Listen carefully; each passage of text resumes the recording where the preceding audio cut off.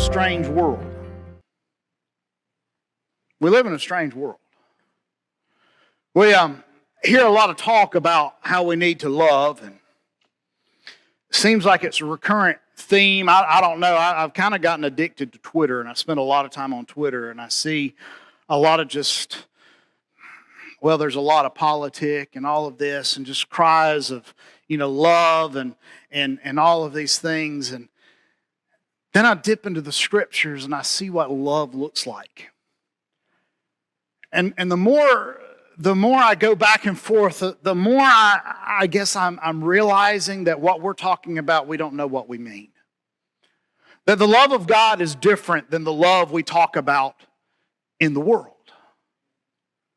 That we talk about we need to love and care and show kindness to one another, and I'm all for those things. But the God who shows love and compassion and kindness is the same God who pulls mountains up out of the ground and the same one who throws them into the sea. The same God who says to be like Him, to be holy as He is holy, and who shows mercy and compassion is one whom we really need mercy and compassion, because He's the one who said when sin came into the garden and mankind rebelled against Him, He said, I am going to create an offspring. There's going to be somebody that I will raise up who will crush the head of the serpent. And out of all this, God says, I'm going to make a nation. He said, I'm going to do that. And He just did it. He called Abraham out of Ur of the Chaldees. I ought to get Kyle to come up here. You did such a good job summarizing the story of Abraham, and I feel like it's a little bit, I'm worked through some of that. I might need to get you to do that part, and then once we get to Joseph, I'll just go on. All right. But this God who said, I'm going to create a nation, and He made one. And He started from one man and his little family, and he multiplied it until the offspring were as numerous as the stars in the sky, the sands on the shore of the sea. This is the God who is a God of mercy and love and compassion.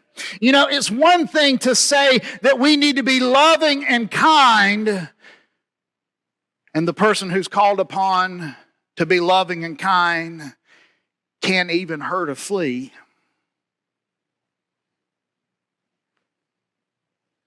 It's another thing for someone to display love when they are in a position of great power and who can rearrange heaven and earth, who commands legions of angels, who holds and sustains everything in our universe. You understand that the difference in love is one of just inexplainable magnitude.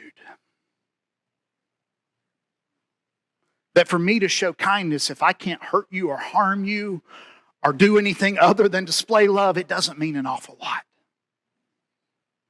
But God, oh God, when He talks about love and we see love and justice and mercy in Jesus Christ, that means something different.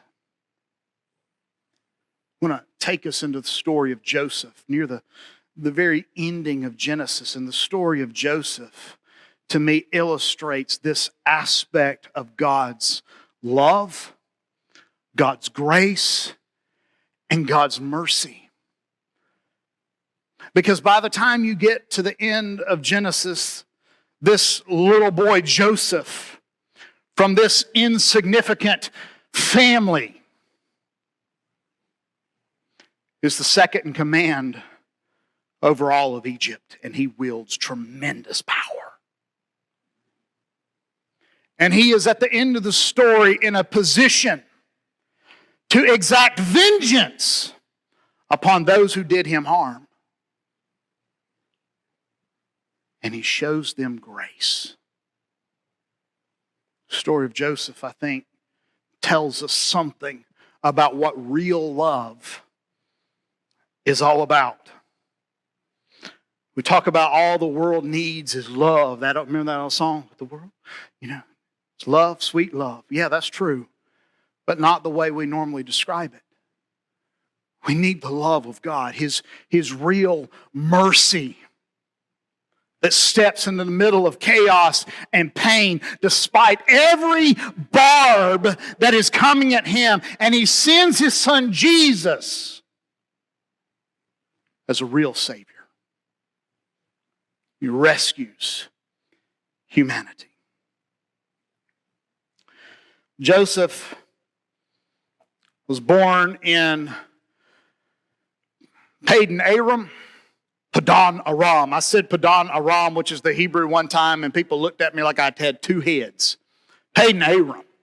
Now we normally say it. He was born in this little town. He was the first son of Jacob and Rachel. Jacob and Rachel only had two kids. His firstborn son. His mom dies. Joseph experienced this time with his father of intimate happiness, I guess, with his father, but right from the very beginning of his story in his young life, there's tension. Families tend to have tension. And right at the very beginning of Joseph's story, there's tension in the family. See, Jacob loved two women. Oh, Lord. And he had two wives, oh, Lord. And that created a household of chaos. Jacob renamed Israel, and between his two wives and their handmaid, their servants, they wound up with 12 kids. Oh, Lord. But Rachel was the favorite. And because Jacob loved Rachel and Joseph was the firstborn of that, Jacob loved Joseph and Joseph was his favorite. We first see Joseph, and Joseph is an errand boy. He's a runner back and forth with his brothers. He totes them stuff. It's pretty insignificant. He's an errand boy of the family, and he runs messages back and forth. And the very first mention of it, Genesis 37, verse 2, when we really get into the story of Joseph, we see tension right away. It says, these are the generations of Jacob. Joseph, being 17 years old, was pasturing the flock with his brothers. He was a boy with the sons of Bilhah and Zilpah, his father's wives, and Joseph brought a bad report of them to their father. How many of you know that is not a good sign? Joseph was a tattletale. Oh, he was that kid. He was a tattletale. Not only was his father's favorite, but he went and told his father on all the shenanigans of his brothers. They hated him. You go on in this verse. Now Israel, that is Jacob, right? Jacob and Israel, we see these names. It's the same person. These names go back and forth. Now Israel loved Joseph more than any other of his sons, because he was the son of his old age, and he made him a robe of many colors. Joseph was a tattler, and he incurred the contempt of his brothers. And then his father, he is his father's favorite, and his father makes him this special garment, this coat of many colors, and they hated him.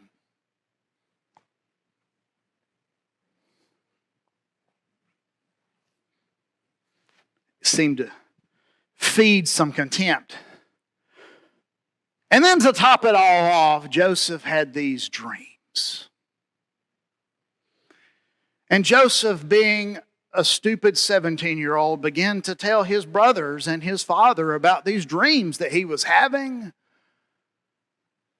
that put him up in this place of power and superiority, and they did not like it. If the Lord starts giving you dreams that He's going to put you in a position of power over your peers, you may not want to share that with just anybody. But he's 17, what does he know? So he shares that with his brothers, and they hate him all the more. Well, it goes along that his father sends Joseph out on an errand to go talk to his brothers, and they see him and they said, you know what? I think we've got a solution. So first they decide they're going to kill him, and then Reuben steps up, no, let's not kill him. You know, God seems to have he's a favorite. You know, we may not want to do that. That might be bad. Let's just throw him in this pit. And so they throw him in the pit, and they leave him in there, and they were just going to leave him to die. And then they see some Ishmaelite traders, and they said, you know what? Why don't we just sell him off? Let's make good on this thing. So they sell Joseph, and Joseph makes his way on to Egypt.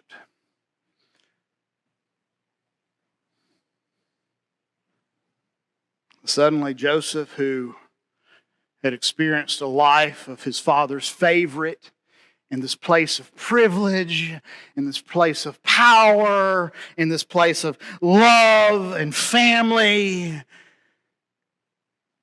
is sold into slavery, and he goes into this land he knows nothing about.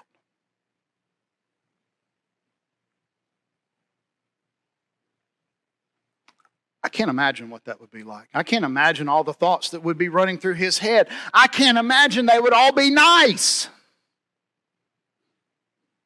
I can't imagine the number of dark moments that he had knowing that his brothers sold him. And as he made his way along this journey, all the unkind things he must have thought. Makes his way into Egypt. He's under no protection of his father or his family in an alien land. And you think that's bad. Joseph's life gets worse. You see, he has these dreams. First, he's victimized by this seductive, cunning woman, and then he's imprisoned on false charges. His whole life hung in the balance. He interprets some more dreams, and he's still there languishing in prison.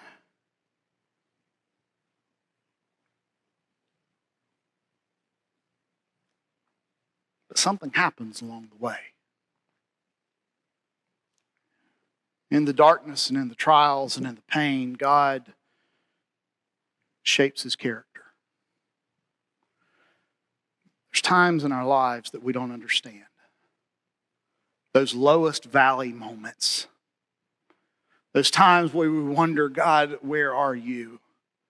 Those are moments that can shape us in a positive way or shape us in a negative way. God takes every one of these evil things that happens in the life of Joseph, and God uses every single one of them for his purpose. Those times in the dark and the shadows where we wonder what is going on, those are the times where we draw close to God, because it's in those moments where God prepares us for a future that we are unaware of. I don't think Joseph had it all figured out. He had the dreams when he was a child about this famine that was going to come, but he didn't know how it was all going to come past. Maybe he thought that God had given up on him, but God shaped his character in brokenness. And in our times of pain and brokenness, those are moments where God can shape and mold and prepare us for a future. The problems that we despise can be the preparation of God for a future that we do not know. Joseph, from his place of pampering and privilege, had to grow up quick. There are times in our life where innocence is taken away and we're caused to grow up quickly. In prison, he prayed a lot. He contented himself in service. He proved himself by his character to the jailer and was soon put in charge of other prisoners, even in the middle of pain. His character was being formed and forged. Finally, Joseph found himself before Pharaoh. You see, Pharaoh had some dreams he couldn't make out. Somebody remembered this crazy Hebrew kid. They called him up out of prison. And Joseph was invited before Pharaoh to interpret 2 dreams that the king had dreamed. Genesis 41, verse 16, Joseph answered the Pharaoh. You begin to see the character that had been shaped in the harsh environment in the prison. Joseph talked about these dreams. He says, it's not in me. You think I'm going to give you the answer to your dreams? It's not in me. God's going to do that. God will give Pharaoh a favorable answer.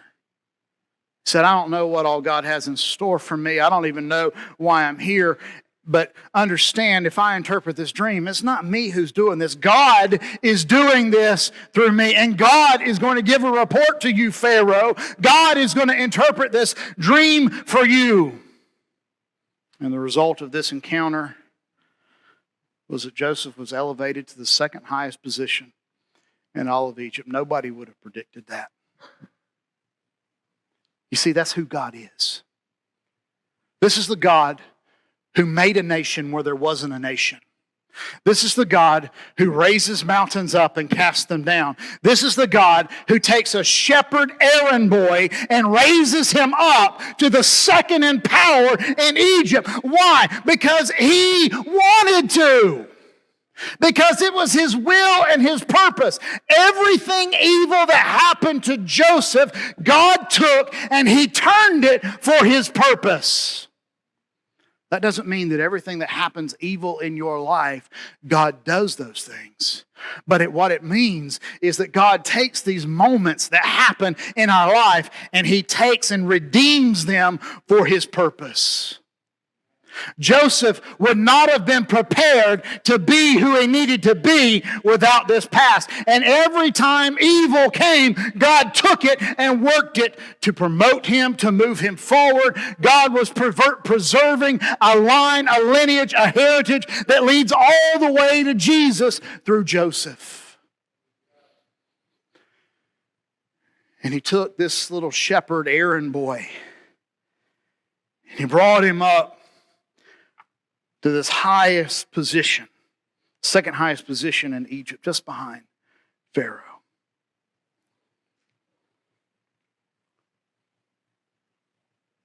Joseph, again and again in his pain, he submitted before the Lord, and his submission before God and his submission to the plans and will of God allowed a way for God's love to flow through him.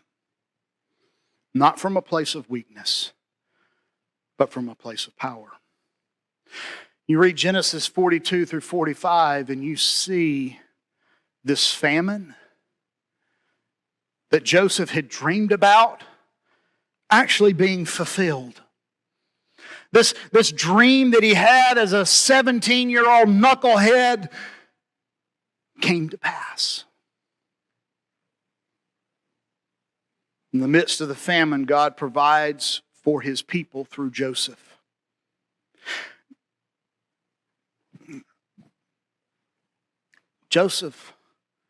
Jacob's people would have been wiped out by this famine. You understand, they would have starved to death. That the promise of this serpent crusher would have died with Jacob. But God took this young man Joseph and he prodded him along, moved him along. If it hadn't been evil, God would have found other means to get him to Egypt. Okay?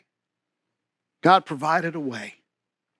And in God's providence, in his sovereignty, in his ultimate plan, he brought Joseph and he placed him in Egypt. Then he brings Joseph's family Jacob and his brothers there to Egypt, where Joseph is in a real position of power to actually take care of them. Through all of these experiences, God prepared Joseph for something special.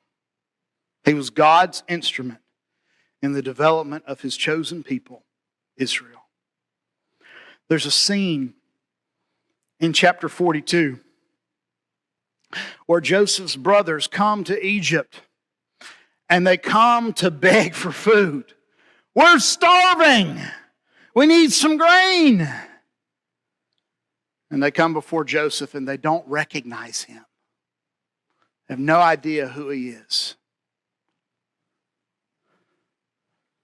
And you have this moment where you see this power dynamic. Joseph he's right there, the right hand of Pharaoh. He could have crushed them like a bug. And Joseph has compassion. He shows mercy. And he shows kindness to his brother. They don't know who he is. They don't recognize him. They beg. He kind of puts them through a little rigmarole of, you come and bring your youngest brother back to me and all of this stuff. But there's this scene in chapter 42, where Joseph, he hears his brothers talk about, oh man, this is happening to us because we killed our brother Joseph. They don't know that they've talked to Joseph, and they don't know that Joseph is standing there hearing everything that they're saying because he speaks their language. He doesn't need an interpreter. He'd been talking to him through an interpreter. You know, he had a little fun with it. But he'd been talking to him through an interpreter. They don't know that he understands what they're saying. And in this moment, Joseph gets choked up, and it says in verse 24, then he turned away from them and wept. Joseph has compassion upon his brothers. So he returns to them, he spoke to them, and he took Simeon from them and bound him before their eyes. He said, look, I'm going to keep one of you here. You go back and you bring that other brother. Come down. You have this whole story of God preserving his people. It's this beautiful story of grace, potential revenge. And Joseph shows compassion.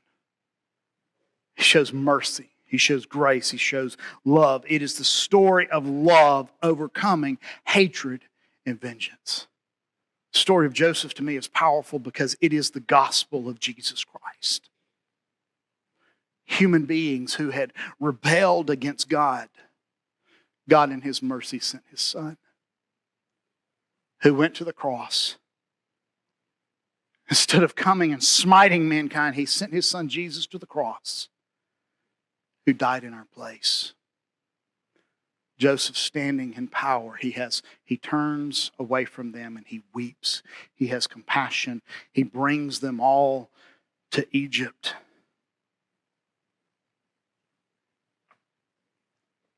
He reveals himself eventually, and then he takes and he moves his whole family there. How many wound up being there about that time? About 70. About 70 folks. We're a long way from stars and sand on the seashore. But he moves his father and his brothers, all of them, to Egypt, and there they are spared. At the end of the story, you go into chapter 50. Jacob dies. Israel dies. Father passes away. And they leave, and they all go back to Canaan, and they bury Jacob, and then they come back, and his brothers begin to wonder, now that daddy's gone, we might be in trouble. You know, it begins to ruminate in their brain. Maybe we are in trouble here. His brothers worry about their future because of how they had treated Joseph when he was younger. He's still the right hand of Pharaoh. And they express this to him. In Genesis 50, verse 20, Joseph says this. They express their concerns. He says, as for you, you meant evil against me, But God meant it for good. To bring it about that many people should be kept alive as they are today.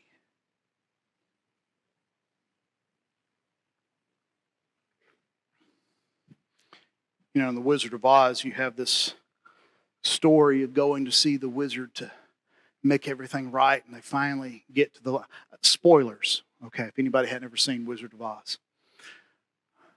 They finally make it to the land of Oz, and Dorothy and all of her companions, and the little dog Toto, you know, he runs and he goes and he finds the curtain, and he finds the great Oz, the wizard, and he begins to pull back the curtain, and you see it's just a dude in there, just this little nutty professor type person back in the back, just working the technology to make all the flames and the power tower, all the mystery and all this of the great and powerful Oz, and they see it's just a little dude behind the curtains. Genesis 50, verse 20.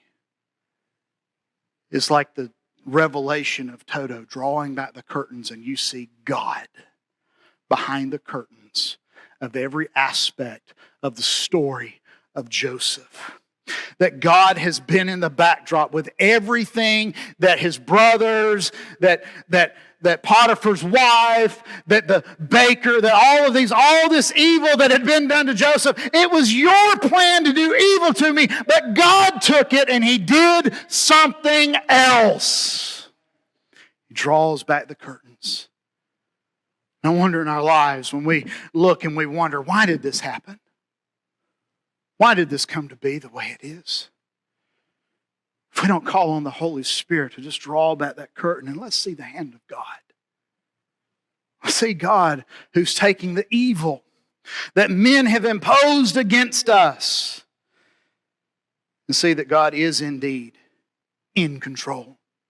That God is indeed the one behind the curtains. Joseph provides a summary of the sovereignty of God. God is in control of all things. And he's always been in control from the very beginning of the story. You read through the story of Genesis, and you see calamity after calamity after calamity after calamity. But behind every scene, you see God who has a purpose, God who has a plan, God who intervenes and preserves and saves and delivers over and over and over again. All throughout the crummy history, the brokenness and the despair, all the way through the Old Testament until you come into the New and you see Jesus Christ. That God has a plan. And in our weakness and in our sickness and in our setback and in our heartbreak, God will use every bit of it for his glory. That's just the Lord showing out. Don't worry about it. That God has a plan. You see sin in the garden, and God ultimately works it for the benefit of humanity. You see the flood and the brokenness, and God ultimately shows his authority over creation. You see God in his faithfulness to this man and his family, Abraham from Ur of the Chaldeans, and how God is a God who keeps his promises from one generation to the next and to the next and to the next. I don't know about you, but I pray for my kids just about every day. And I know the Word of God. And I know the promises the Lord has for my kids. And I know the moments where it looked like things were about to run off the rails, but I've seen the hand of God. I've seen his faithfulness in my short span. I've seen him deliver. I've seen him take the setbacks in my life. I've seen him take the despair in my life, the brokenness in my life, and I've seen him work it again and again for good. by His grace and His might and His power. It's one thing to be kind and loving. It's another thing entirely to be kind and loving and merciful when you're in a position of great power. That's who our God is. That's the one who keeps His promises.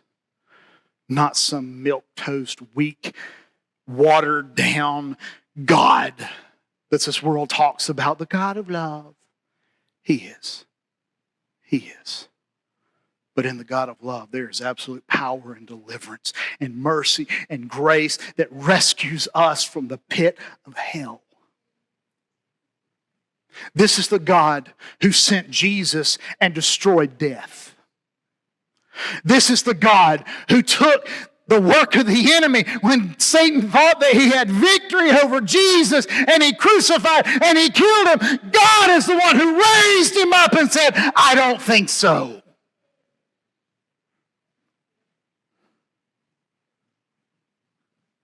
The same power, the same might, the same Spirit He places inside of us. This is the God of love in all His awesome terror, and all His awesome strength, and all His awesome might, who instead of squishing us like a bug, He raises us up by His mercy as we call upon His Son, Jesus Christ.